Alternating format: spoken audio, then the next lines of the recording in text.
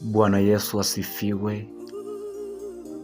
Bwana Yesu asifiwe sana, mtu wa Mungu. Maisha ya mwanadamu ni fumbo sana. Maisha ya mwanadamu ni fumbo.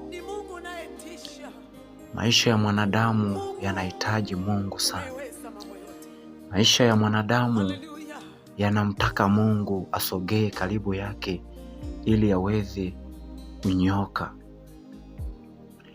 Inapofikia wakati moyo wako umeumia, moyo wako unahisi kumkosa Mungu, jaribu kutulia kwa unyenyekevu, umweleze Mungu, nashuka chini kwa sababu nimekosa.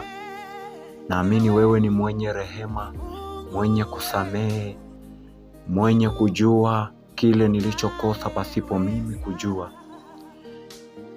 Rudi na utubu, kwa sababu Mungu anasamehe.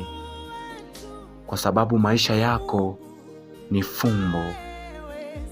Maana anazungumza katika Mhubiri kwamba mtu atapata faida gani ya kazi aliyoifanya chini ya jua. Hapo ndipo unaona kwamba mwanadamu ana maisha ambayo ni fumbo sana. Hivyo jitahidi sana haya mambo mawili: kuona kwamba umekosa na kunyenyekea, urudi utubu. Ni jambo ambalo ni zuri, ni jambo ambalo unaweka tena ushawishi mkubwa sana na Mungu.